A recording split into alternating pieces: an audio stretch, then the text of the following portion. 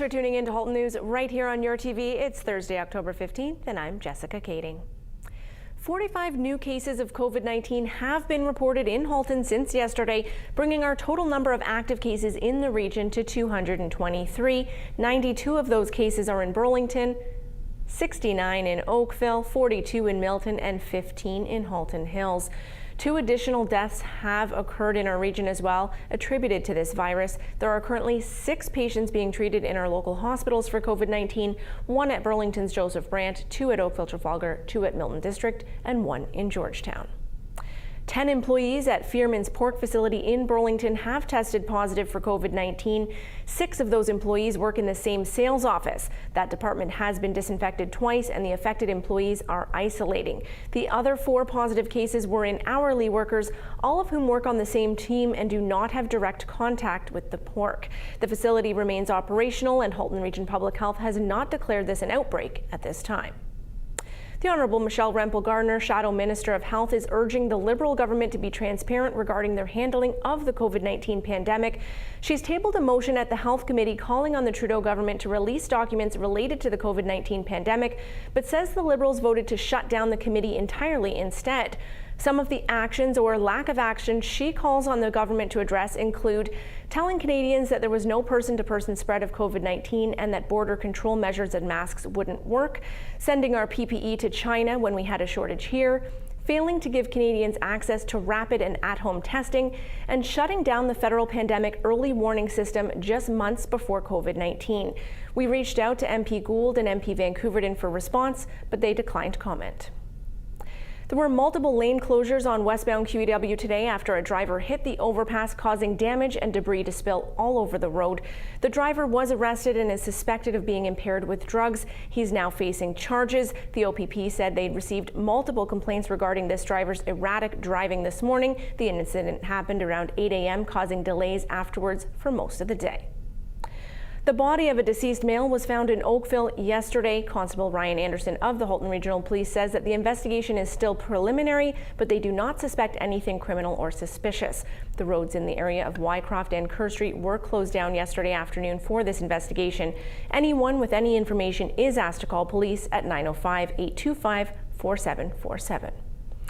With certain regions in Ontario at a modified stage 2, Halton is seeing an influx of people coming into the region to use our local services. Melissa Candelaria has more.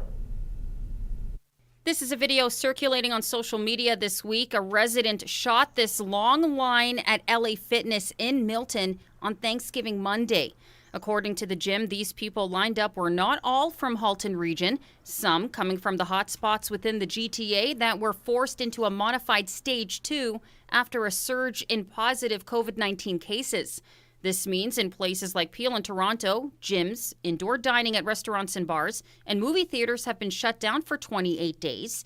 In today's briefing with Premier Doug Ford, we asked him if shutting down hotspots would even curb the spread of COVID-19 when people in these areas are just moving to other regions like Halton to use those services anyway. Yeah, I've heard the same thing in large fitness places as well, that they're traveling from the hot spots into other regions to go work out. And folks, I just got to ask you, try to work out at home. The big fitness clubs are saying they don't want you to come there, and I understand. So if you can, try to work out at home, and I'll pass it to the Minister of Health. And talking about working out, we got guys, throw me a question for Jamal. He's itching back there. I can tell he has a bright future, not only bringing us another championship, I think he has a bright future in politics. Well, we certainly do recognize that when you make a movement with one particular area, such as we did with Toronto, Peel, and Ottawa, moving them into modified stage 2, that there may be people that will move from their areas to other lower risk areas, and that can cause community transmission there as well. So we're watching every part of the province on a daily basis to understand how many new cases are arising in each particular area. We'll take action if we need to, but as the Premier indicated, would please stay within your own region. Please work out at home. Please obey the rules and regulations affecting your home region so that we don't end up with problems in other regions in Ontario. What we really want to do is bend this curve, get these numbers back down again. And if we have people traveling around outside of their own home area to get some of these services, that's going to only add to our numbers and add to the problem. So please stay where you are, work out at home if you're able to, and stay within your own region. Yes, but further to that, though, if in fact, people continue to not listen and do this, is there potential that the government will have to put more regions into a similar stage to offset those that continue to break the rules? Yeah, if the spread continues and it goes into other regions, yes, the answer is yes. But again, we can't police 14.5 million people. Everyone's pitched in, everyone's helped out, everyone's followed, for the most part, the guidelines and protocols. So that's all we're asking. Please just follow the guidelines, and everyone should be better off at the end of the day. Now, we reached out to LA Fitness in Milton today, who says they have modified their policy. The gym will be open to Halton residents only, and they may check your ID to prove where you live. Reporting for Halton News, I'm Melissa Candelaria. We also have Oakville's MPP Stephen Crawford joining us for comment on people traveling from Toronto to Oakville to access certain facilities and services. Yeah, I think the Premier touched on this today at his daily news conference, and there's some concern about a lot of people from Toronto or Peel region, which are in stage 2, and Halton, which is in stage 3, and, for example, going to restaurants or gymnasiums, which are not open to the same extent where they're living. So this is causing a bit of a problem, and the Premier, again, really was steadfast today in suggesting to people that are living in Toronto and Peel to stay put, stay where you are, go out of the house to get your groceries and necessities, of course, but really try to limit yourself and don't try to overwhelm the other regions. And I believe I heard just this afternoon as well that one of the fitness clubs actually put a halt on their gym memberships so the members won't be able to use them. For example, if they're a member in Mississauga, they won't be able to use them in Oakville. So I think that's actually a positive step by the private sector and helping us in the government through COVID. And Education Minister Stephen Lecce also made an announcement today which will change some of the rules when it comes to hiring teachers. Can you comment on that as well? You're correct that Minister Lecce, the Minister of Education, did announce today that the government would like to eliminate Regulation 274, which was brought in by the previous government, and it basically forced hiring of teachers based on one thing and one thing only, and that was seniority. We don't feel that's right. A lot of principals are very concerned. And right now, going through COVID, it's put some blocks and barriers in terms of hiring new teachers as well, which is unfortunate. So what we are doing, and we're encouraging hiring based on diversity, based on qualifications and merit, and based on a fair and transparent system. So we get the best teachers teaching our kids rather than the ones that may be in the lineup the longest. I think it's really important to have a meritocracy here, just as there is in the rest of the world. So we're really excited about changing that. I know a lot of parents are, and a lot of educators as well. Excellent. Have you had any feedback? I know it hasn't been long. And we know that the Premier was encouraging Ontarians to stay home and only gather with immediate family this past Thanksgiving weekend. As far as you know, were most people compliant? I probably, like a lot of people this year, had Thanksgiving dinner with my immediate family, and that was it. It was unfortunate because I'd love to have dinner with my siblings and my parents and in-laws and other family members, but we couldn't do it this year. And I think most people were law-abiding. I do know that the OPP had a blitz out this weekend, and unfortunately they found quite a few drivers that were speeding in excess of 50 kilometers over the speed limit, which is considered very, very fast, obviously. And they found as well over 100 drivers that were under the influence of alcohol. So every year we find people that aren't obeying the rules, whether it's with COVID household numbers or people that are driving irresponsibly. But our goal as a government, as always, is to protect the health and safety of Ontarians. So whether it's through policing on the roads or measures with respect to COVID and limiting households, we'll continue to do the best we can. Of course, people are still allowed to gather out at restaurants in Halton, so the town of Halton Hills has launched Phase 2 of Al Fresco in the Hills. This will allow food and beverage patios to remain open and add warming options such as tents or heaters during the upcoming cooler months. To continue serving dine-in patrons for as long as possible, Phase 2 will extend the agreements for patios on private property to January 1st of 2021. It was back in June that the town had launched Phase 1 of the outdoor dining initiative. It was to help food and drink establishments reduce revenue losses caused by COVID-19 regulations. The program was developed by the town in collaboration with the Economic Support and Recovery Task Force. It was a big day for the Salvation Army in Milton. We spoke with Adam Vancouverton this afternoon to talk about some of the recent funding that the organization received. We're happy to announce $40,000 plus in funding for the local Salvation Army here in Milton. And that's supporting vulnerable families, families under socioeconomic duress. They've never had more clients than they do now, but they're still $20,000 short on their gift cards for Christmas program. So instead of having toys as they usually do for kids, the kettle program that you've seen is just outside the grocery store, people ringing a bell for Salvation Army. That's going to be limited this year, of course. But our government was able to support the local Salvation Army and Salvation Armies and food banks across the country with our emergency fund for food security. And that's making sure that COVID-19 isn't causing families to go hungry during this pandemic. The impacts of COVID-19 sadly reached strong, far and wide in our country, and vulnerable people who are under socioeconomic duress. Prior to the pandemic, those are the folks that have been hit hardest. So I had the privilege of going into the Salvation Army today here in Milton to tour the facility a little bit, learn a little bit more about the Hamper program and how they're working so closely with our federal government and Feed Ontario to provide families, local families, with food throughout the difficult last 7 months and going forward towards the holidays. The not-for-profit and the charitable sector have been really hit hard because, all of the fundraisers, typically the fall is like gala season. It's a time where people open up their wallets to help these organizations out. And in turn, those organizations, those community serving organizations, are the ones that are supporting the most vulnerable people in our community. And with Halloween approaching, I continue to hear many wondering how it will be celebrated this year, and so does Burlington's mayor. This is her response. So getting a lot of questions about Halloween. So I, as the mayor, cannot cancel Halloween, nor would I, because I think people will find safe ways to celebrate. And so I did reach out to our medical officer of health at Halton Region, and she provided some excellent tips that are available on my Facebook and my webpage.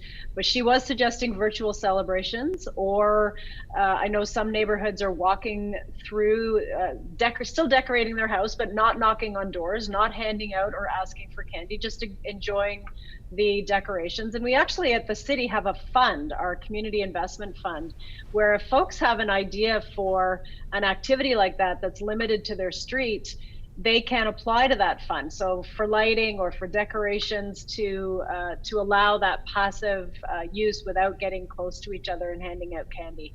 That's discouraged, but it's not banned. We don't have the authority to ban that, and we think people will do what's right for them. I do know parents are celebrating just with their own family, or they're dressing up and doing a search for candy in the backyard. There are so many creative ideas that I'm just seeing on social feeds that people can use to stay safe while still celebrating. So Halloween is still on. It's just like everything else with COVID, going to look a whole lot different. And we have a bunch of different ways that you might consider celebrating this year after the break. Stay with us. We'll be right back.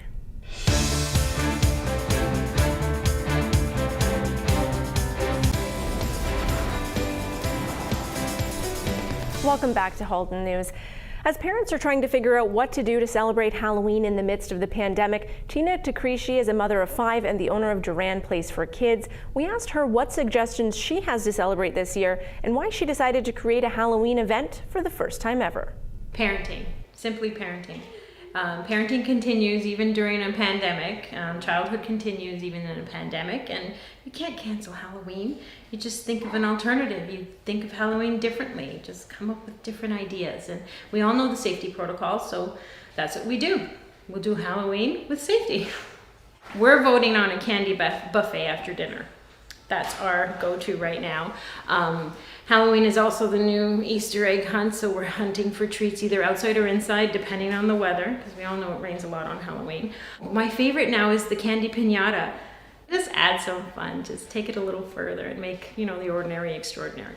The neighborhoods are still decorating, which is great. It still shows the Halloween spirit there. You can do a walkabout, or I heard of a family that's going to be riding around in costume on their bikes just to tour the neighborhood, which I thought was such a great idea right there.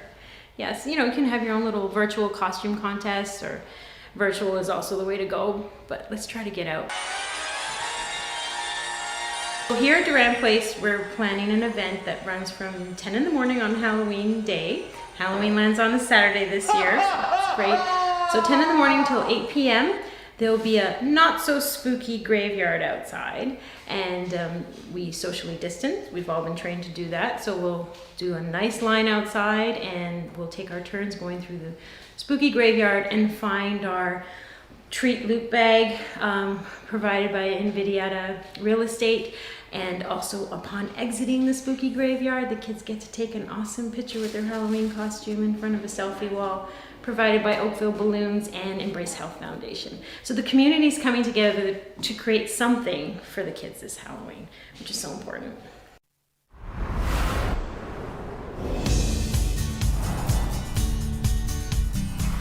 It was a rainy one out there today. As we head into our 5-day outlook, we'll take a look at what to expect coming up this week. We are looking at a 30% chance of rain showers again tomorrow. Otherwise, a mix of sun and clouds, hitting a high of 11 degrees in the afternoon. Sunny skies expected Saturday, 13 degrees as our high. And then we're looking at another 40% chance of rain showers come Sunday, but warmer up to 15 degrees. Mix of sun and cloud expected on Monday, and then back to rain showers by Tuesday. That's a 40% chance. Otherwise, cloudy skies.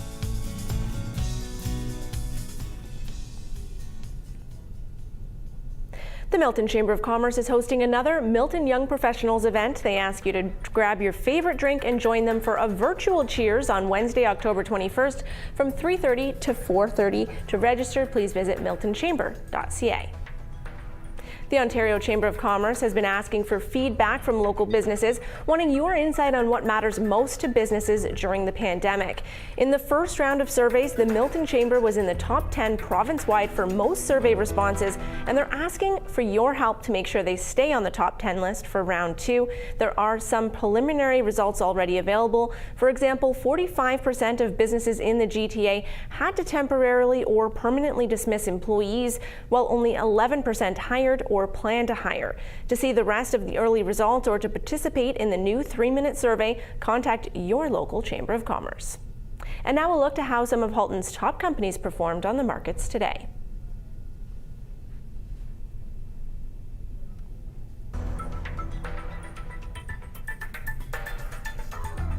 Still ahead, a wrap-up of the Tim Hortons 2020 Smile Cookie campaign. We'll be right back.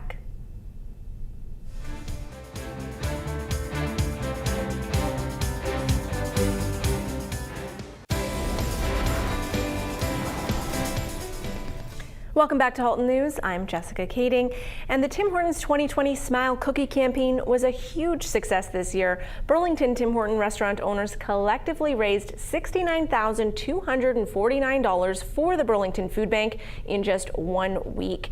Today, many of the store owners gathered together at Cameron Robbins' store on Plains Road to present them with the check. The Burlington Food Bank says that this donation comes at an excellent time as they're seeing an increase of usage.